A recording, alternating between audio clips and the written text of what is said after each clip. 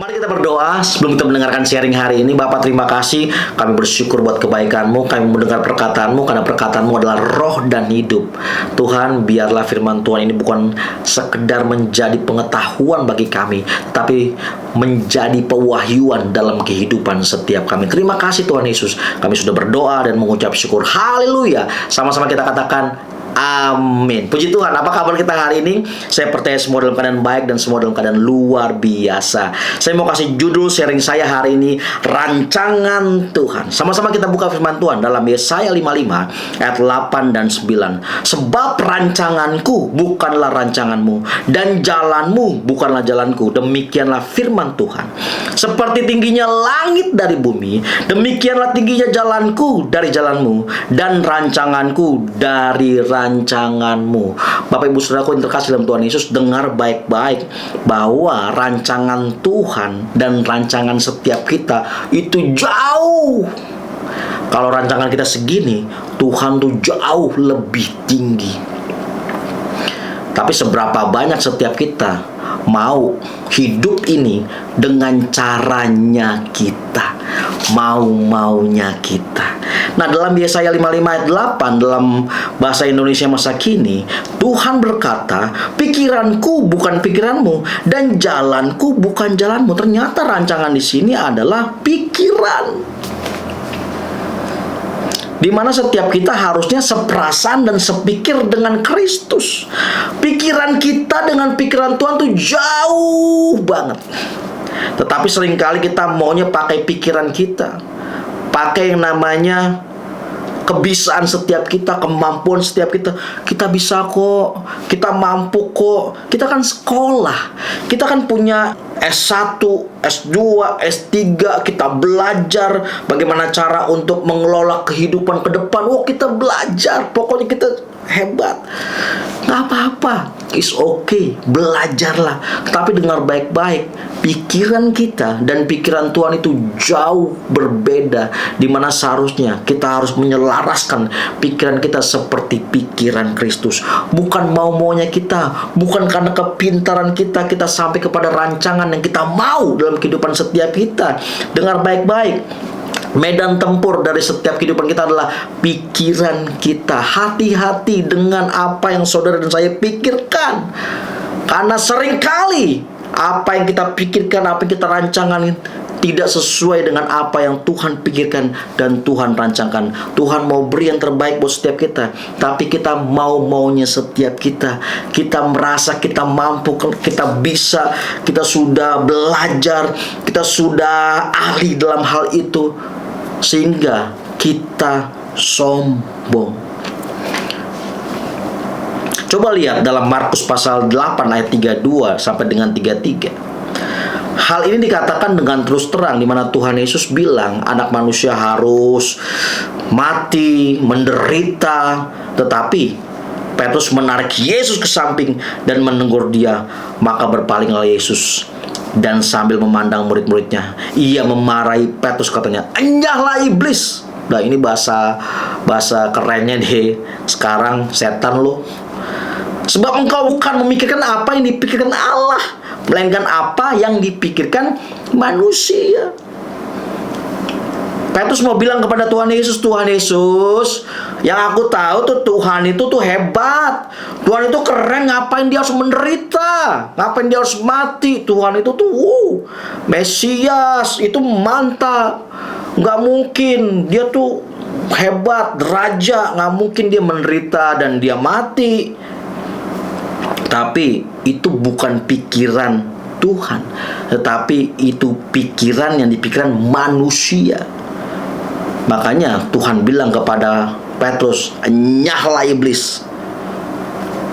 Bukan Petrusnya yang iblis, tetapi pikirannya sudah dirasuk sama iblis, sehingga yang dipikirkan bukan pikiran Allah, tapi pikiran manusia. Hati-hati ya. Seringkali apa yang kita pikirkan itu bukan pikiran Tuhan, tetapi sesungguhnya pikiran kita dirasuk oleh iblis. Dengan apa? Kita pengen serakah, rakus, kita pengen ini, pengen itu, dan kita akhirnya menghalalkan banyak cara. Hati-hati. Karena pikiran manusia selalu jalan pintas, tetapi pikiran Tuhan itu adalah proses. Sekali lagi, pikiran manusia selalu jalan pintas. Bagaimana kita bisa cepat sampai ke sana? Tetapi jalan Tuhan adalah di mana setiap kita harus melewati proses. Terus diproses supaya ketika kita sampai kepada tujuan yang Tuhan mau buat setiap kita, kita nggak sombong. Bagaimana cara pikiran kita selaras dengan pikiran Tuhan?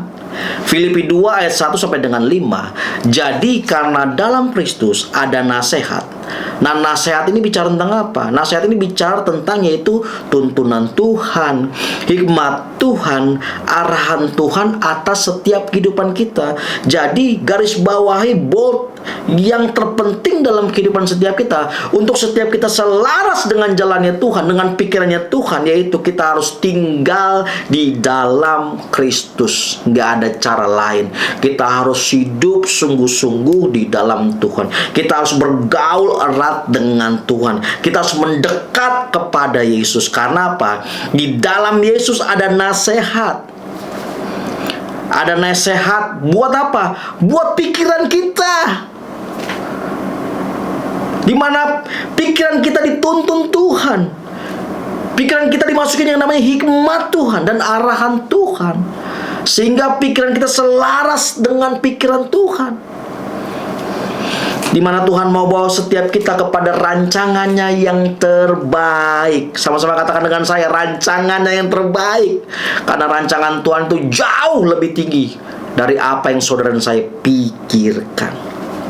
Ada penghiburan kasih, ada persekutuan roh, dan ada kasih mesra dan belas kasihan. Ayat 2. Karena itu sempurnakanlah sukacitaku dengan ini. Hendaklah kamu sehati sepikir, dalam satu kasih, satu jiwa, satu tujuan, dengan tidak mementingkan kepentingan sendiri atau puji-pujian yang sia-sia. Sebaliknya, hendaklah dengan rendah hati yang seorang menganggap yang lain lebih utama daripada dirinya sendiri. 4. Janganlah tiap-tiap orang hanya memperhatikan kepentingannya sendiri, tetapi kepentingan orang lain juga. Ayat 5. Hendaklah kamu dalam hidupmu bersama menaruh pikiran dan perasaan yang terdapat juga dalam Kristus Yesus. Kita harus sepikir, seperasaan dengan Yesus, di mana Tuhan mau bawa setiap kita kepada rancangannya yang ajaib. Supaya apa? Saudara dan saya ketika sampai kepada rancangan yang Tuhan siapkan buat setiap kita, kita enggak sombong, kita semakin rendah hati. Di ayat 3, kita tidak mencari kepentingan buat diri kita sendiri, atau kita menerima puji-pujian, kamu keren, kamu hebat. Enggak. Tapi semua karena anugerah Tuhan.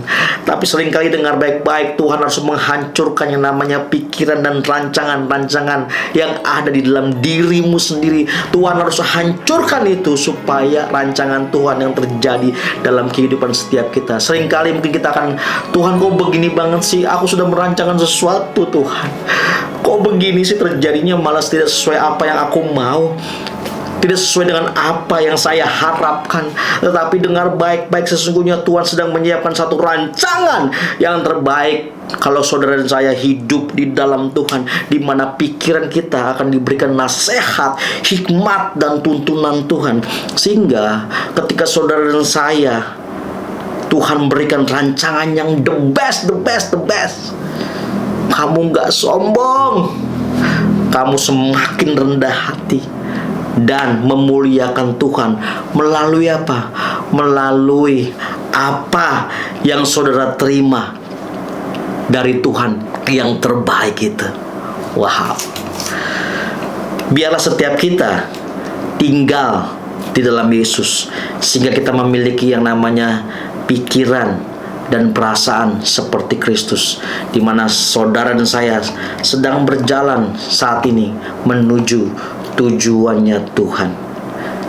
Terus kita melangkah karena apa yang kita pikirkan, kita hanya berpikir bahwa tujuan kita hanya bagaimana kita bisa sukses, kita bisa hebat, kita bisa mencapai ini, kita bisa mencapai itu. Semuanya pencapaian apa yang kita mau. Tetapi Tuhan jauh lebih daripada itu. di mana saudara bisa mencapai itu. Tapi yang Tuhan mau, rancangan Tuhan dalam setiap kehidupan kita, yaitu karakter kita berubah, memiliki karakter Yesus. Ketika saudara menerima yang namanya pencapaian yang Tuhan izinkan buat saudara, saudara enggak sombong, tetapi saudara memuliakan nama Tuhan. Dengar baik-baik, rancangan Tuhan selalu yang terbaik. Dia bukan merancangkan kecelakaan, dia bukan merancangkan kejahatan, tetapi dia merancangkan hal yang terbaik buat setiap kita. Walaupun mungkin rasanya saat ini kita sedang mengalami di zona yang rasanya nggak enak, kita harus diproses, rasanya nggak nyaman buat setiap kita, tapi tetaplah arahkan fokus kita, pikiran kita hanya kepada Yesus, karena di situ ada nasihat, di situ ada yang namanya tuntunan Tuhan, di situ ada hikmat Tuhan, dan Tuhan akan memberikan rancangannya yang the best buat setiap kita. Biarlah firman Tuhan ini menolong saudara dan saya untuk kita mengerti bahwa Tuhan tidak pernah merancangkan kejahatan dalam hidup kita. Dia tahu yang terbaik buat saudara dan saya. Mari kita berdoa. Tuhan, terima kasih, kami bersyukur Tuhan buat kebaikan. Biar pikiran kami seperasaan, sepikiran dengan Engkau, di mana kami tinggal di dalam Tuhan. Kami nggak mau jauh dari Tuhan, kami mau tetap hidup di dalam Tuhan, karena di dalam Tuhan itu ada hikmat, di dalam Tuhan ada nasihat, di dalam Tuhan ada tuntunan, supaya hidup kami tidak mementingkan diri kami, pujian-pujian yang sia-sia saja, tapi sungguh-sungguh kami hidup rendah hati. Dan apapun yang terjadi dalam kehidupan kami, itu bukan karena perbuatan kami, tapi karena Tuhan yang memampukan setiap kami. Terima kasih Tuhan Yesus, kami sudah berdoa dan mengucap syukur. Haleluya. Sama-sama kita katakan amin. God bless you.